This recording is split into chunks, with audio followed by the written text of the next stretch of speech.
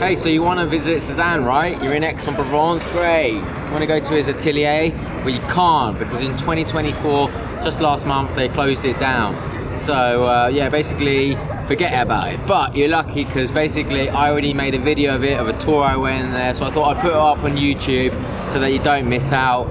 And here it is, guys. And by the way, I'm also a tour guide in Aix, so if you're looking for a walking tour, make sure you contact me. My name is Benjamin. You can find my details in the comments below. All right, enjoy. Thanks a lot, Cezanne. You've been great.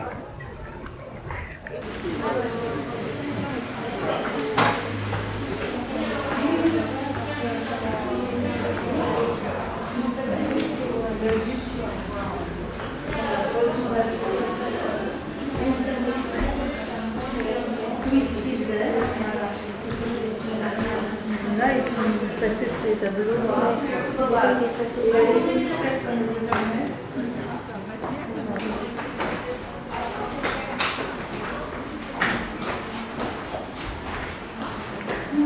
Welcome. Hello. Hello, welcome to the studio. Thank you.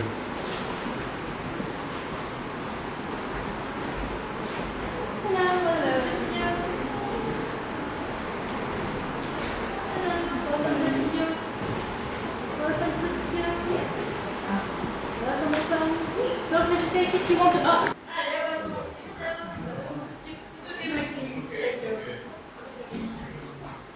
So, ladies and gentlemen, I think we have everyone here. So, if you want to keep the paintings didn't sell at all, people didn't really appreciate him, but he was still able to dedicate his entire time to painting, to art. At 20 years old, Cezanne decided to interrupt his law studies, to go to Paris, to enter the fine art school and become a painter. That was his passion, that was his goal. So he went to Paris, but unfortunately, he was rejected from the school. The people really didn't like his art while he was alive.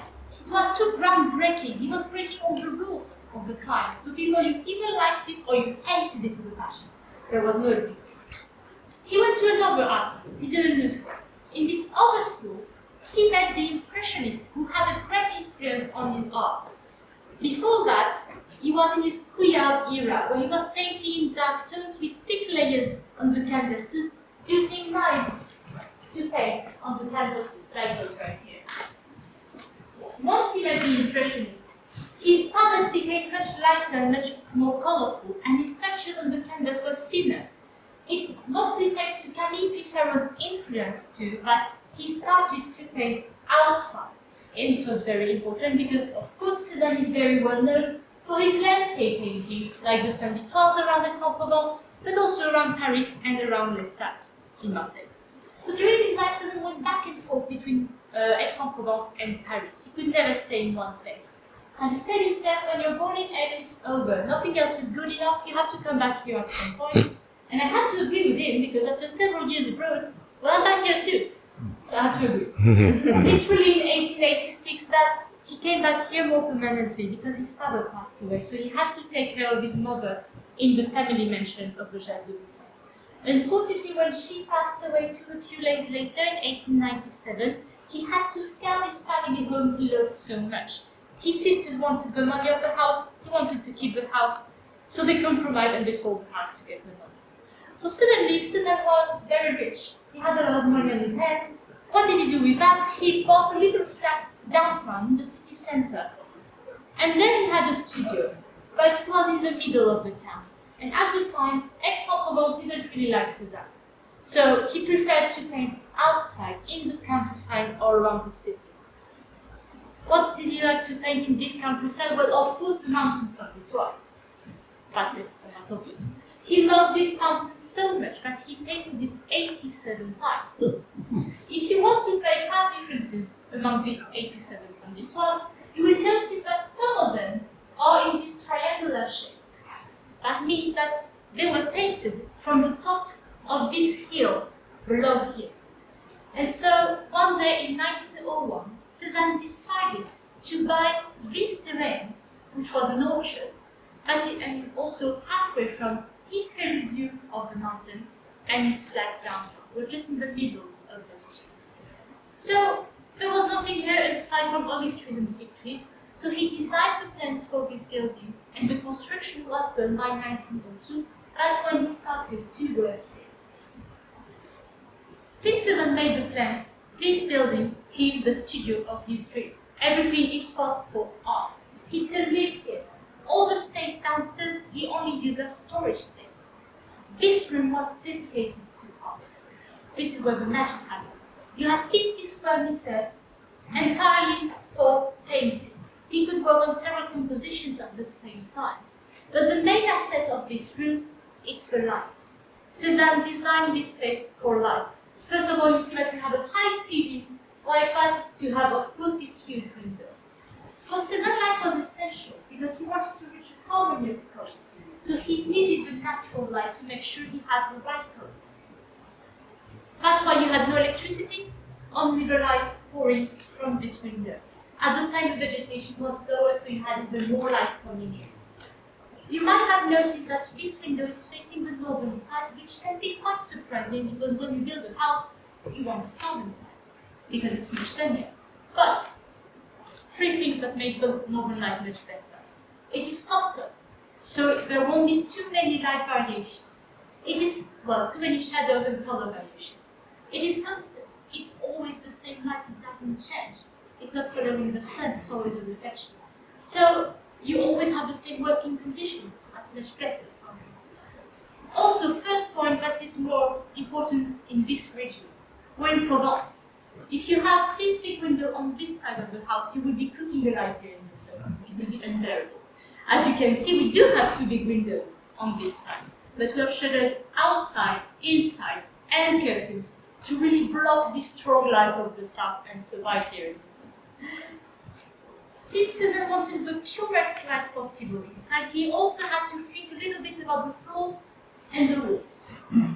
As you can see on the floor, we have wood, which I mean is quite common, so not really surprising, except once again here in this region of Provence, we don't have wood floors. We don't have any forests, they burn quite easily. So what you will see usually in traditional homes are the little red tiles you have in the staircase, the comets. However, you've seen how red they are. So with the rays of the sun, we could make a red reflection on the canvases that would contaminate the colors, and for Cezanne that was unacceptable. Then he wouldn't have the right colors for his paintings. That's why he installed floorboards imported from Paris, because wood absorb the light.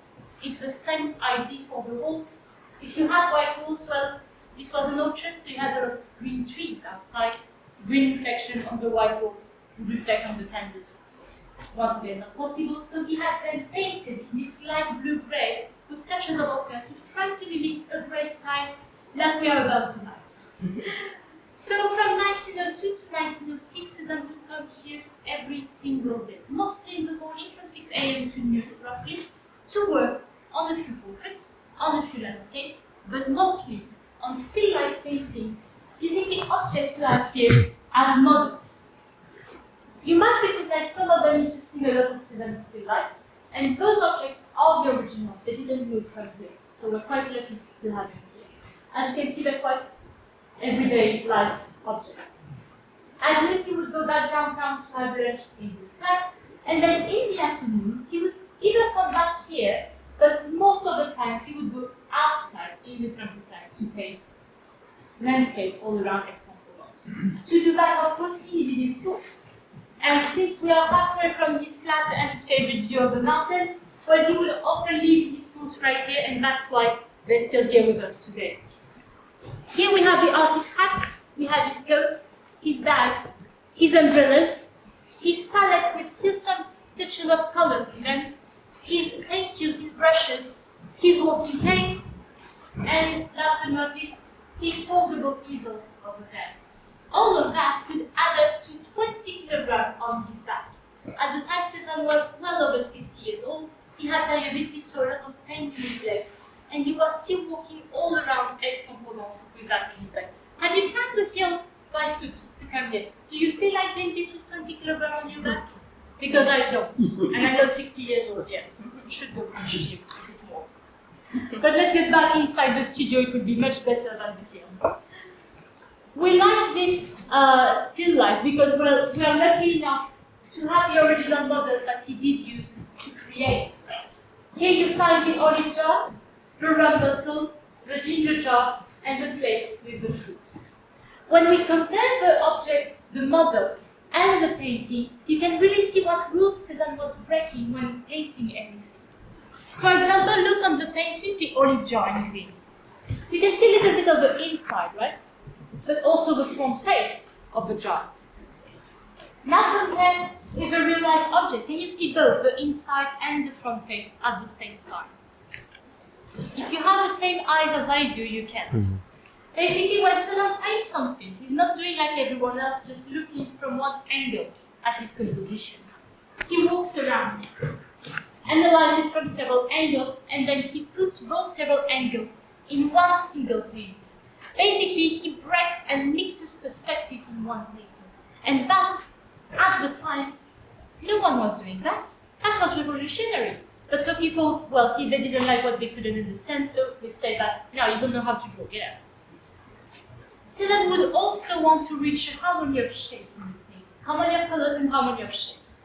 So to do that, well, he was not just representing reality, he went beyond reality. He would change the size of objects, for example, to reach this harmony. Look once again at the size difference between the olive jar and the ginger jar on the painting. And once again, compare with the real-life objects. Here they're almost the same size.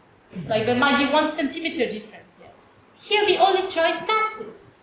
Why did he do that? Well, he creates a diagonal that slashes the canvas in half and makes it much more dynamic, much more interesting to look at. He also does this with landscape paintings. If you see one of the Mountain Saint-Victoire from the Bibemus quarry, you will see 2 big rocks of the quarry, and the mountain is just behind. If you go there in real life, the mountain is not just behind, it is much farther away, so much smaller. But he wanted to represent it much bigger. Cezanne, when he was painting, he was working on 3 main shapes: the cylinder, the cone, and the sphere. And for the sphere, he had one favorite model, which is on this canvas right here, and also a little bit scattered around in the studio. A spherical model for his still lifes. I am waiting for you, yes. Apple. The apples, indeed. Cezanne loved apples. For the round shape, as we said, for the colors.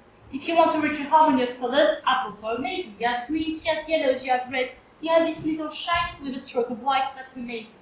Apples have a lot of sentimental value for Cezanne. When he was a young boy at school, he defended another student from bullies. And this student gifted him the next day a basket of apples. It was the beginning of the great friendship between Paul Cézanne, the famous painter, and Émile Zola, the famous French writer. So a lot of symbolic value of the apple for Cézanne. But also, the main asset of the apple is that it takes a long time to rot. And that's very important for Cézanne. Because he's a prolific painter, but he's also a perfectionist. And so it takes him a long time to complete any painting. And so he said, I'm giving up on flowers. They wither too quickly, I don't have the time to paint them. Fruits, they like to be painted. That's why you see so many apples, oranges, and onions in Cezanne's still lifes. For a still life, you can take your time. It's not going anywhere, that's the point. But for a portrait, that's much more troublesome to be a slow painter. If you were to be Cezanne's model, you have to be ready to hold the pose up to 100 sessions. Each session is 3 to 4 hours where you have to stay still like an apple.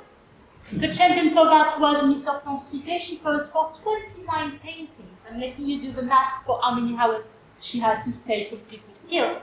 Cezanne said about her, well, I love my wife, she was Cezanne's wife, she's perfect like an apple. She was a very good model, she was a professional model. Another champion in this category would be Mr. Vallier that we have here on this painting, the gardener who was working here. What was also frustrating when you were to be Cezanne's model is that, well, since he's a perfectionist, if he's not happy with the result of his painting, he would destroy his own creation. Be it a landscape, a still life, or a portrait, he would just grab a knife, slice the canvas, and throw it outside in the trees. To the point that the gardener here said that there were more canvases than fruits in those trees. Thanks to that, however, we do have 2 originals of Cezanne here. These 2 canvases are in a beautiful shape, I agree. We found them folded under some furniture in the gardener's cabin. Can you imagine the two originals of Cezanne folded under some furniture? We're quite happy to have them because we don't have a lot of Cezanne's artworks left here in Aix-en-Provence. We only have a dozen in the Granite Museum. So we keep them very preciously despite their beautiful things. But rather than talk about the mishaps that happened here, let's talk about the masterpieces Cezanne worked on here in this studio. This picture is the only one we have of Cezanne inside this room. And what's amazing here is that he's posing in front of one of the Great Davis. As you can see, the name Great Davis is quite fitting. It's a huge painting, huge canvas. The biggest one is this one. It is roughly the size of the wooden panel the TV is stuck on. So you can imagine that working on something that big, well, it's quite a challenge for an artist, right? First, you need the right tools. You can't work on something that big with an easel that small. So Cezanne had to import from Paris this contraption here. This is not a guillotine square, it's a mechanical easel. At the time, this easel could slide up, down, and tilt forward or backward, which really allowed Cezanne to reach all the corners of the canvas with minimum effort. But the main challenge for the Great Davis is not the tools, it's the Davis themselves. Because Cezanne needed to represent the shape of the bodies of women, but Cezanne was extremely shy about it. It was impossible for him to have a live model posing naked here in front of him. So how did he get references for his paintings? Well, he had several tricks, like some paintings of Delacroix, like this one over there, to have the shape of the bodies. He had feminine magazine to have the shape of the head and the neck of the ladies. He had some old sketches he did of soldiers taking a bath in the Arc River downtown. Because when some of the ladies here, they're not really ladylike, they're a bit stronger, they want to get a bit to the gym. And last but not least, he had one model who was here for him. She was perfect. She came from Paris. She was better than Hortense at 40 years. She was better than an apple. She was so good at that she's actually still doing it today, right here in this room with us. Ladies and gentlemen, let me introduce you to our little Beta. She's right here. As you can see, she's still holding the clothes. This little doll was custom made in Paris to be the model of the Great Davis. I'm really saying she because it has feminine curves like hips, a bit of cleavage, and a little bun that makes her easily recognizable in the paintings like here, and mostly here. It's the exact copy of the face. So we have our model, we have our tools, we can start to paint. But last challenge. When Cezanne works here, we agreed earlier that the light is very good, it's the natural light. But even if it's the natural light, it will never be as good as the natural light outside. So when Cezanne paints here, he used to grab his canvases mid-work, go down the stairs, check in the gardens at the natural light if the colors were right. For small canvases, it's quite easy, you just go down the stairs. But for a big canvas like this, how do you do that? It won't fit from a staircase, you've seen it, it's way too narrow. You could try through the windows, but if you drop the canvas, you will destroy the Great Davis. That would be a catastrophe. So Cezanne was a practical man. If it doesn't fit up, if it doesn't fit up, if it doesn't fit through here or through here, he just created a new opening inside the studio. He created directly in the wall a spot to just slide the canvas through it. With the help of his gardener, we just slide the canvases, go all the way around the garden, check the colors, slide it back inside, and continue working here. That's how Cezanne worked on the Great Davis here inside this studio. During this time, from 1902 to 1906, Cezanne was finally starting to get famous. He was starting to sell some paintings, and most importantly, he was inspiring a whole new generation of artists. He saw himself as the primitive of something new. He didn't know what. Well, it was modern art. Many modern artists were inspired by his work, like Matisse or even Picasso. Picasso loved Cezanne. Many saw him as the father of modern art. You can see many similarities with the deconstruction of the shape of the bodies between Picasso's Demoiselle d'Avignon and Cezanne Davis. Also, you see that the Demoiselle here, she has the same little bun as our model here. And the last link between the two would be the date, 1907, so 1 year after Cezanne passed away. That's also how we're going to conclude this visit with the last moments of Cezanne inside the studio and what happened to the place after he passed away. This is the last picture we have of Cezanne. On the 15th of October 1906, he went outside as usual to paint. But he was surprised by a bad storm and he fainted, had a stroke and fainted, and stayed several hours under the pouring rain. Two passersby found him, brought him back to his home, and the doctors told him, "You're very sick, sir, don't move." And he didn't listen to them. He came back here the next day to work on the portrait, and it was too much for him. He sadly passed away during the night of the 22nd to 23rd of October 1906. After he passed away, his family, his wife and their son, they came back from Paris. They didn't like Aix. They were living in Paris. They took all the painting that was stored here and they locked the door. The studio was empty for 15 years. No one was interested by the place. The city still didn't like Cezanne. It's only in 1921 that this place would live up a bit more again. Thanks to this man, Marcel Provence here bought the studio from Cezanne's with the promise to keep this room intact and protect and promote Cezanne's legacy. He lived downstairs, this man lived downstairs, but then gave the first guided tours of this room. He invited people from all over the world, historians, artists, art researchers, etc., to really make Cezanne's legacy live on. His action was essential in saving the studio because in 1951, well, unfortunately, he sadly and suddenly passed away. He didn't leave a will behind and he didn't have any close relatives, so no one once again really wanted the studio. The city was still not really interested in acquiring the place.